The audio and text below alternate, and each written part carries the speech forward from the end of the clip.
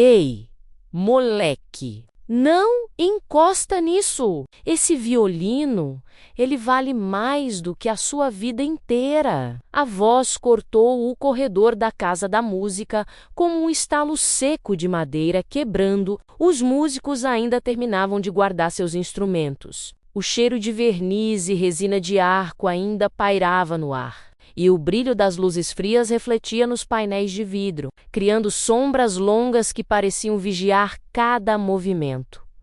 Lucas parou imediatamente, como se seus pés tivessem grudado no chão encerado. Vestia uma camiseta simples, já meio desbotada, e um casaco velho que a mãe comprara num brechó perto da estação de metro. Seus tênis baratos rangiam quando ele recuou um passo, não por culpa, mas por medo. O medo antigo, aprendido cedo demais. O medo de existir no lugar errado. O violinista que havia gritado continuava o encarando com desprezo, segurando seu instrumento como se fosse uma coroa de ouro, um violino italiano polido, com o brilho aveludado de madeira que nunca passou pelas mãos de alguém pobre. O homem vestia um blazer escuro impecável, camisa social branca, um relógio Bloch que brilhava sob o foco de luz. Ao lado dele, outros músicos observavam com um ar de diversão cruel, como se tivessem ganhado um espetáculo inesperado. Filho de faxineira não tem que ficar rondando instrumentista. Garoto, disse outro, guardando o arco dentro do estojo forrado de veludo vinho. Isso aqui não é exposição de shopping. Lucas baixou a cabeça. O som distante de alguém arrastando uma cadeira ecoou no corredor vazio. Ele apertou a sacola que segurava na mão. A mesma sacola plástica onde trazia o jantar simples que sua mãe comeria depois do turno. Arroz, feijão e frango assado barato.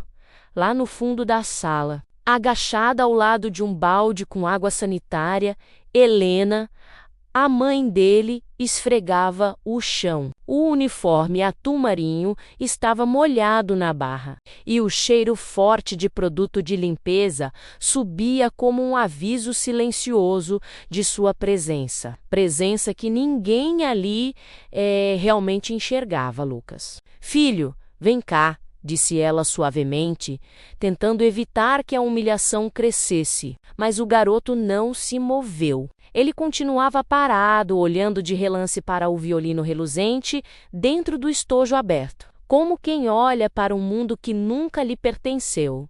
Um dos jovens músicos, Tomás, se aproximou rindo. Tinha o cabelo penteado demais, perfume caro demais, e a arrogância de quem nunca precisou pensar antes de existir. Que foi, moleque? Nunca viu um violino de perto? Ele abriu o estojo de propósito, exibindo o instrumento como um troféu. Esse aqui custa o preço de um carro. Aposto que na sua casa nem televisão vocês têm. Os risos se espalharam como pequenas lâminas, afiadas cortando o ar. Lucas sentiu o rosto esquentar. Ele conhecia aquele sentimento menos aquela mistura amarga de vergonha e raiva que sempre engolia sem deixar escapar. Porque sua mãe dizia: filho, a gente luta calado. Quem faz barulho demais perde a razão antes de começar. Mas naquele instante, enquanto Tomás balançava o violino de um lado para o outro, só para ver os olhos de Lucas acompanharem o movimento, algo queimou dentro do garoto. Uma vontade impossível, quase dolorosa, de tocar pelo menos uma única vez o som que ele guardava no peito desde pequeno. Ele abriu a boca como se fosse falar algo, mas então ouviu: se você tocar uma nota sem desafinar, eu te dou 10 euros, disse Tomás, rindo alto. Isso se você souber ao menos como segurar um arco. Tá maluco, Tomás? Inês, outra violinista, murmurou. Vai quebrar o violino. Relaxa menos, respondeu ele. Esse aí não sabe nem ler partitura. Os olhos dos músicos se voltaram para Lucas com curiosidade cruel. Helena levantou-se rapidamente, o pano ainda pingando na mão. Lucas: vambora, agora. Mas Tomás continuou provocando, balançando o violino, bem na frente do menino. E aí, gênio? Toca ou corre pro colo da mamãe? O coração de Lucas batia tão forte que parecia um tambor dentro do peito. Ele não sabia se o que sentia era medo, raiva ou algo maior, uma força antiga, escondida, que só precisava de um único segundo para respirar. O mundo inteiro pareceu prender o ar. E então, do fundo do corredor iluminado, uma figura apareceu em silêncio: o maestro Ricardo Vasconcelos, o regente da Casa da Música. Ele se aproximou devagar, os sapatos ecoando no chão. Usava um sobretudo longo, luvas de couro na mão esquerda e uma expressão impossível de ler. Os músicos ficaram tensos imediatamente, menos a presença dele mudava o ar. Ele olhou para Tomás, depois para o violino e por fim para Lucas. O que está acontecendo aqui? Perguntou, a voz calma, mas cortante. Silêncio. Ninguém esperava que o maestro estivesse ali. Ninguém esperava que ele visse aquilo. Tomás, tentando parecer inocente, respondeu, só estávamos brincando, maestro. Ricardo estreitou os olhos. Brincando com um instrumento ou com um menino? O corredor ficou tão quieto que era possível ouvir o som distante da orquestra afinando em outra sala. Lucas, imóvel, segurava a sacola plástica com tanta força que ela parecia prestes a rasgar. Ricardo então se virou para ele. Qual é o seu nome, rapaz? Lucas abriu a boca, mas nenhum som saiu. Então, muito baixinho, Lucas. Senhor, o maestro manteve o olhar firme. Lucas, você sabe tocar violino? A pergunta não era uma acusação, era um convite. Os músicos ficaram boquiabertos. Helena levou a mão à boca. Tomás arregalou os olhos, incrédulo, e no fundo do peito de Lucas, algo finalmente despertou. A pergunta do maestro, você sabe tocar violino? Continuou ecoando na mente de Lucas muito depois que ele saiu da Casa da Música naquela noite. A voz profunda de Ricardo parecia carregar um peso antigo, como se sem querer tivesse tocado uma porta fechada dentro dele. Mas no silêncio frio do vento que soprava no exterior, Lucas apenas apertou a sacola e seguiu sua mãe até o ponto de ônibus. Helena olhava para ele de lado, preocupada. Filho, não liga para eles. Gente assim só sabe apontar o dedo. Lucas não respondeu. Sentia um nó na garganta, daqueles que vêm quando a vontade de falar é esmagada pelo medo de ser ridículo.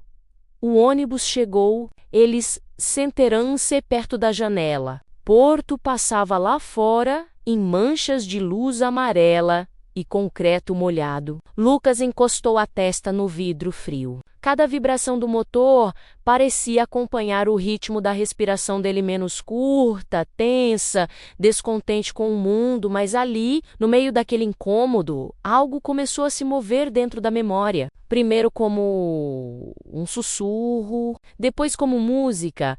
A lembrança o levou de volta a um apartamento pequeno, no bairro de Ramalde. Anos atrás, o quarto tinha paredes descascadas, uma mesa manca e uma lâmpada fraca que tremia de vez em quando. No canto, uma cadeira torta servia de suporte para um violino antigo, com o verniz apagado. 3 arranhões profundos no corpo e marcas de tempo que pareciam rugas. Era o violino do pai. João Almeida, sentado na beira da cama, afinava as cordas enquanto Lucas, então com apenas 5 anos, assistia com olhos enormes. João levava o instrumento ao queixo, fechava os olhos e puxava o arco com cuidado. O som não era perfeito, menos algumas notas vacilavam, mas havia uma melancolia bonita que enchia o quarto como se fosse luz. Pai, por que você toca assim? Perguntou Lucas certa vez. João sorriu sem abrir os olhos. Assim como se estivesse lembrando de alguma coisa. É porque eu estou mesmo. Ele abriu os olhos devagar. A música é a única coisa que ninguém tirou de mim, filho. O menino franziu a testa. Tiraram o quê? O pai hesitou um segundo. O lugar onde eu deveria estar. Lucas não entendeu, na época. Só anos depois descobriria que João quase integrou uma orquestra profissional em Lisboa. Quase a audição não foi negada por técnica, nem por mérito, mas por algo que ninguém disse, em voz alta menos sua aparência, não combinava com o perfil do grupo. Em outras palavras, negro demais, pobre demais. A porta que poderia mudar sua vida foi fechada, antes mesmo de ele entrar. Mas João nunca contou isso ao filho com amargura. Ao contrário, nas noites silenciosas, tocava pequenas melodias e ensinava Lucas a distinguir sons. Esta aqui é a voz da madeira. Esta é a respiração entre duas notas. E esta é a emoção que você não pode ver, mas sente no peito. Lucas aprendeu tudo apenas ouvindo. Ele sabia quando a nota do pai estava triste, quando estava orgulhosa, quando estava cansada e, quando achou coragem, pediu para tentar. O violino era grande demais para seus braços pequenos. Mas João segurava suas mãos, guiando cada movimento. Devagar. Sente, acorda. Ela fala primeiro, depois você responde. Às vezes, a mãe escutava da cozinha e sorria sem deixar que eles vissem. Aquele violino velho era a única herança que João acreditava poder deixar de volta ao ônibus. Lucas fechou os olhos tentando silenciar tudo, o riso dos músicos, a vergonha no corredor, a pergunta do maestro, mas o passado insistia em voltar. Nota por nota, Helena tocou o ombro dele. Filho, tá tudo bem? Ele respirou fundo. Mãe, se eu pudesse ter tocado hoje. Helena hesitou. Lucas, esse mundo aí não é pra gente. Eles nunca vão deixar fácil. O garoto abaixou os olhos, sentindo o peito arder. Mas e se eu soubesse mesmo tocar? Você sabe. Ela apertou a mão dele. Seu pai te ensinou. E ninguém tira isso. O ônibus parou num semáforo. A luz vermelha refletiu no rosto de Lucas, como se iluminasse algo escondido dentro dele. O menino olhou pela janela e viu o reflexo. Um garoto pobre, cansado, encolhido no banco de um ônibus noturno, mas atrás daquele reflexo ele conseguia imaginar outra imagem. Um violino nas mãos, a madeira quente apoiada no ombro e um som diferente do mundo, o som que seu pai dizia que vivia nos ossos. Chegaram em casa perto das 11 da noite. O prédio tinha escadas estreitas e paredes manchadas de umidade. No quarto, Lucas tirou o violino velho debaixo da cama. O arco estava gasto e uma das cordas tremia mais do que o normal. Ele posicionou o instrumento no queixo, fechou os olhos, respirou e tocou. A primeira nota saiu fraca, mas a segunda encontrou vida. A terceira ganhou corpo, e pouco a pouco o som preencheu o apartamento, atravessando paredes finas, subindo pelas escadas escuras, como se tentasse alcançar um lugar que sempre lhe foi negado. Sua mãe, lavando pratos na cozinha, parou de repente. O som era quente, vivo, profundo, como o de João. Helena encostou as mãos na pia, olhos marejando.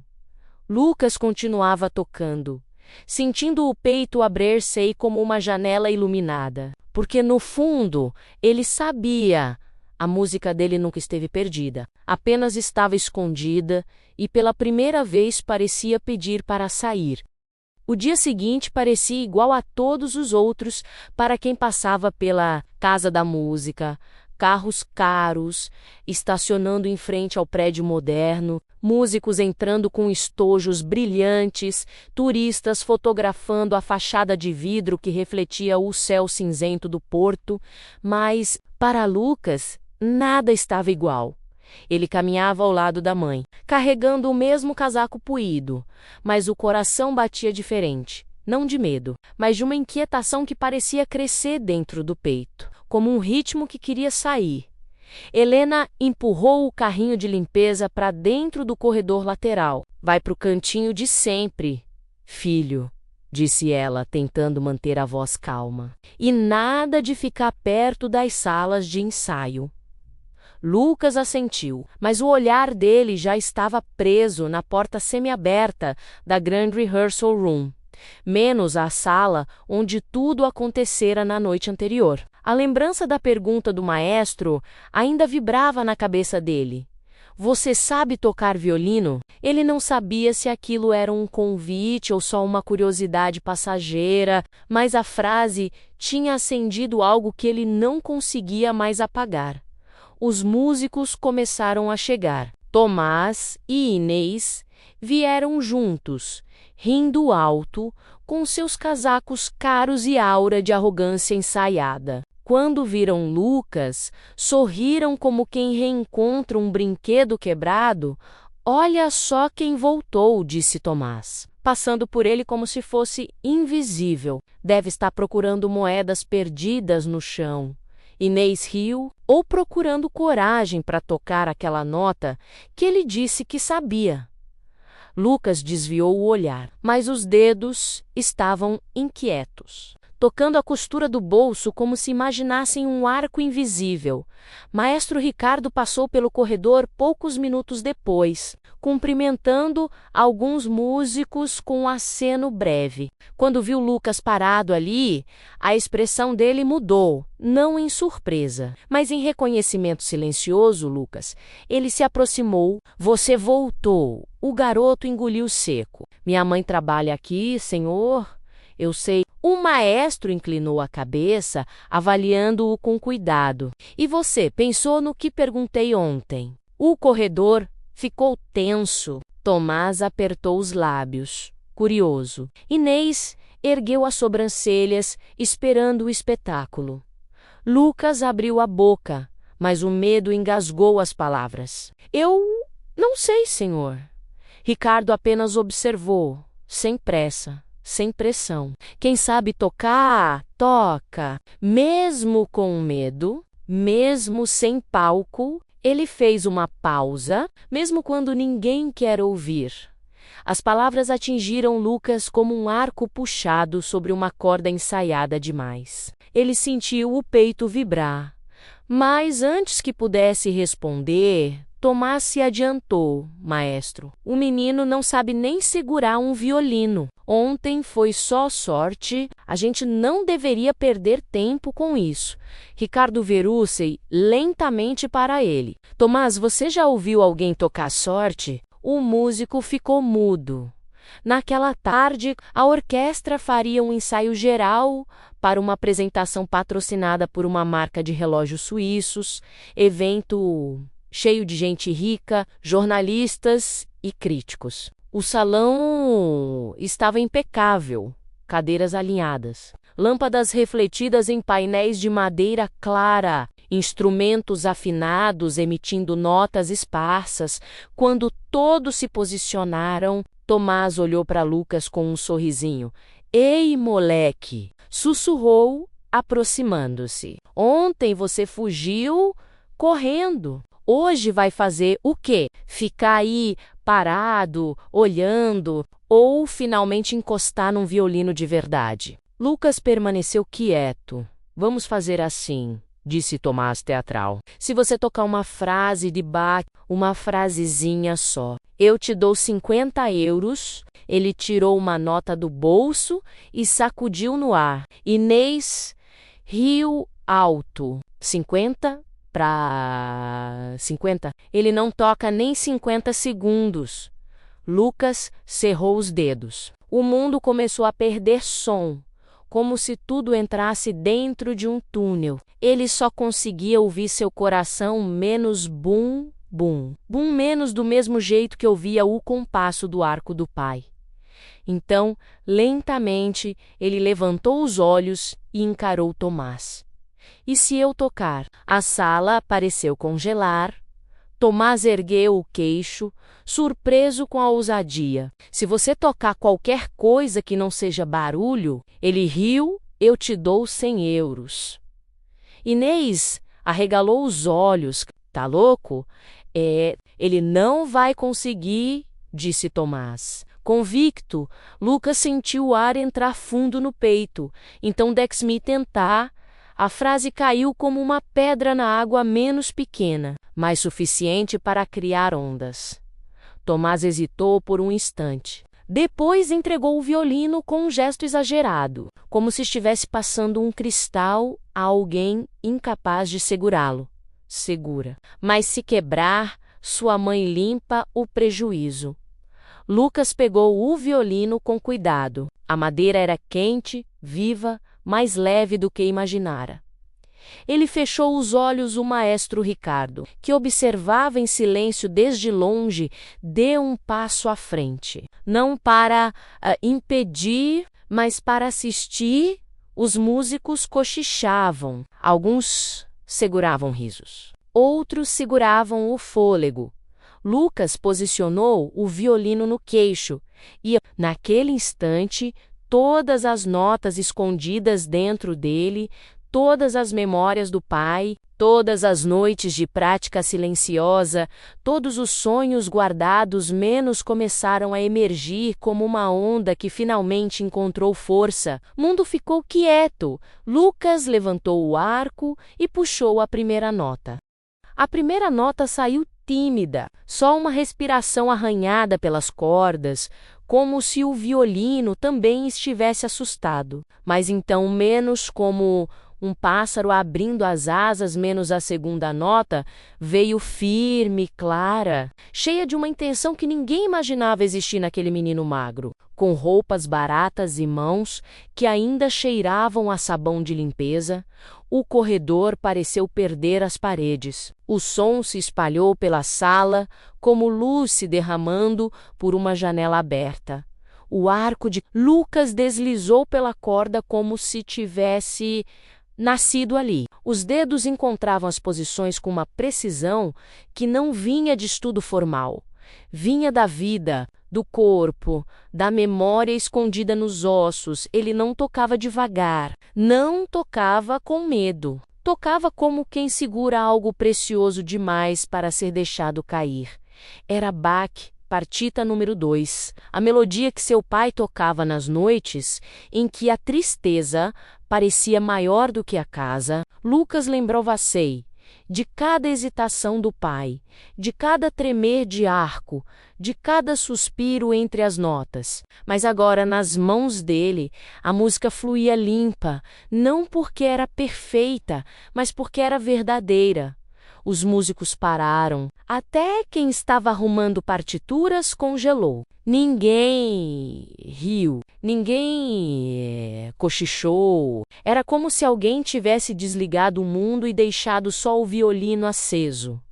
Tomás estava paralisado, a boca entreaberta. Inês apertava o estojo contra o peito, olhos arregalados, tentando entender como aquele menino menos conseguia tirar aquele som. O maestro Ricardo deu um passo à frente. Os olhos dele brilharam com algo raro, surpresa genuína. Ele já tinha ouvido centenas de violinistas, técnicos, virtuosos, músicos com diplomas, medalhas, prêmios, mas não aquela sinceridade sonora que parecia abrir portas dentro do peito. Lucas continuou, sem perceber onde estava, sem perceber quem o olhava, tocava como quem conversa com alguém que não está mais ali, mas que ainda habita a música. A cada golpe de arco, a memória do pai surgia, a mão calejada segurando o violino, a respiração cansada no fim de um dia pesado, a tristeza escondida atrás de um sorriso, o sonho interrompido antes de começar. O som cresceu, incorporou, preencheu cada canto da sala com uma emoção tão antiga quanto o próprio instrumento. Era como se naquele minuto, Lucas devolvesse ao mundo tudo aquilo que seu pai nunca pôde tocar num palco. Quando a última nota caiu, ela não morreu. Ela ficou ali, suspensa no ar, menos como poeira iluminada por um raio de sol. E, no silêncio que veio depois, ninguém ousou se mover. O primeiro a respirar foi o maestro. Quem te ensinou a tocar assim? Perguntou, a voz baixa, quase um sussurro. Lucas abriu os olhos devagar. As mãos ainda tremiam levemente. Meu pai, senhor. Seu pai é músico? Ricardo perguntou, franzindo a testa. Lucas hesitou. Ele foi, mas nunca deixaram ele entrar numa orquestra. O maestro manteve o olhar fixo nele. Qual o nome dele? João Almeida. O ar mudou, como se aquela frase tivesse acionado alguma lembrança distante no maestro. João Almeida. Repetiu Ricardo baixinho, como quem reconhece um fantasma. Eu lembro desse nome. Tomás piscou.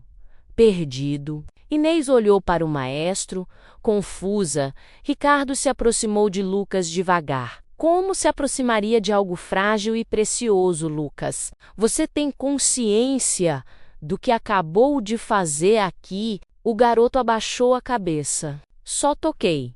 O maestro sorriu, um sorriso pequeno, quase doloroso. Não. Você fez mais do que isso. Você mostrou algo que normalmente leva anos para aparecer. E fez isso com um violino que ele olhou o instrumento menos, certamente não foi feito para alguém com o seu talento. Lucas engoliu seco. Desculpa. Senhor, não devia ter. Não peça desculpas por tocar bem menos, interrompeu o maestro. Firme, quem devia se desculpar são os que riram de você. O rosto de Tomás empalideceu. O salão, antes frio e cheio de ecos, agora parecia outro lugar. Um lugar onde, por um breve momento, não existiam classes, cores ou sobrenomes. Existia apenas música. E um menino que, contra todas as expectativas, lembrou aquela sala inteira que o talento pode morar em qualquer corpo, mas só floresce onde há coragem. Ricardo respirou fundo e então disse: Lucas, amanhã quero falar com você e com sua mãe. Pra quê? Perguntou o garoto receoso. Porque nenhum talento como o seu deve continuar escondido num corredor. O maestro se afastou lentamente, deixando suas palavras suspensas no ar. Lucas ficou parado, segurando o violino como se fosse parte do próprio corpo. E pela primeira vez, sentiu que talvez menos ele tivesse tocado não apenas um instrumento, mas a porta que seu pai nunca conseguiu abrir. A notícia correu pela casa da música como um sussurro inesperado. O menino tocou. O maestro viu. Ele vai voltar amanhã. Ninguém sabia exatamente o que aconteceria, mas todos tinham algo em comum, menos uma estranha inquietação que ecoava em cada corredor do prédio. Helena chegou cedo no dia seguinte, com as mãos trêmulas e o coração apertado. Ela não entendia direito o que tinha acontecido, apenas que o maestro havia pedido para conversar com ela e com Lucas. Para uma mulher acostumada a não ser vista, aquilo parecia irreal. Lucas caminhava ao lado dela, segurando o violino velho como se fosse um pedaço do pai. O instrumento tinha marcas, arranhões e uma rachadura fina perto da borda menos más. Para ele, era como segurar o mundo inteiro. Quando chegaram ao escritório do maestro Ricardo, ele já estava à porta esperando. Entrem menos, disse ele, gentil. O escritório era grande, cheio de partituras antigas, livros de música e fotos de apresentações históricas. O contraste entre aquele ambiente refinado e as roupas simples de Helena era tão grande que ela hesitou em dar o primeiro passo. Ricardo percebeu Dona Helena, aqui dentro, a única coisa que importa é a música, nada mais. Ela respirou fundo e entrou. O maestro sentou-se, observando Lucas com uma expressão difícil de decifrar. Não era pena, nem curiosidade. Era reconhecimento. Lucas, o que você fez ontem não é comum. Ele falou devagar. Não é treinável. Não é acidental. É dom. E dom precisa de espaço. Lucas baixou os olhos. Meu pai dizia que música é o que sobra quando o mundo tenta apagar a gente. Ricardo parou. As palavras atingiram algo fundo dentro dele, seu pai. João Almeida menos, disse o maestro. Eu o vi tocar uma vez. Ele era brilhante, mas uma sombra passou pelo rosto dele, menos a porta não estava aberta para ele. Helena engoliu seco. O olhar úmido, ele sofreu muito por isso, senhor, disse ela, com a voz falhando, mas nunca deixou de tocar. Ricardo recostou-se na cadeira. Não posso mudar o passado, mas posso impedir que isso aconteça de novo. Ele abriu uma gaveta e tirou um envelope. Lucas, gostaria que você entrasse no programa oficial de formação da Casa da Música. É uma bolsa completa, aulas, acompanhamento, instrumentos, tudo. Helena levou a mão à boca. Lucas congelou. Eu posso? Ele perguntou, quase sem voz. Você deve, respondeu o maestro, mas isso só acontece se você quiser. O talento é seu, não meu, não da instituição.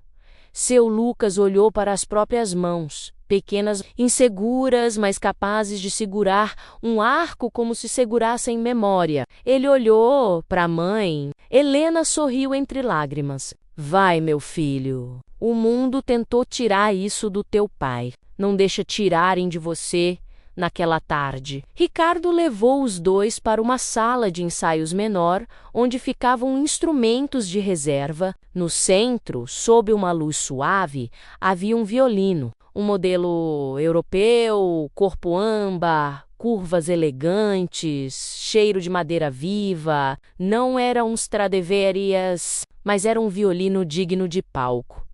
Lucas aproximou-se devagar, como se tivesse medo de que o instrumento desaparecesse se ele respirasse muito forte. Toca menos, disse o maestro. Lucas segurou o violino novo como se estivesse pegando o sol com as mãos. Ajustou no queixo, fechou os olhos e puxou o arco. A primeira nota não era tímida, era forte, livre, clara como uma porta que finalmente se abre. Helena chorou. Ricardo sorriu. E Lucas tocou, algumas semanas depois, durante um ensaio aberto ao público. A orquestra se preparava para a abertura da temporada. Músicos ajustavam partituras, afinavam instrumentos, conversavam baixinho sob o lustre enorme da sala principal. E lá, no fundo da fileira dos segundos violinos, estava Lucas, uniforme simples. Violino novo, olhar firme. Tomás e Inês o encaravam sem saber como reagir. Não havia mais espaço para riso. Não depois do que tinham ouvido, não depois do que tinham visto. Ricardo ergueu a batuta. Atenção. Do começo, silêncio absoluto. O maestro abaixou a mão. E a orquestra inteira respirou junto. A música começou a soar, grandiosa, viva, cheia de camadas. Lucas tocava com calma, sem pressa, sem medo. Cada nota parecia uma homenagem silenciosa ao pai, menos a quem nunca deixaram chegar até ali, na plateia. Helena assistia escondida na última fileira, uniformizada após seu turno de trabalho. Ela pressionou as mãos contra o peito, como se segurasse o coração para ele não transbordar. O menino que um dia foi invisível, agora fazia parte da música, não mais nas sombras, mas no centro daquilo que sempre o chamou. E, pela primeira vez, a orquestra esquecida, menos aquela formada por todos os talentos que o mundo tentou calar, encontrou uma voz, a voz de Lucas, a voz que nunca deveria ter sido silenciada.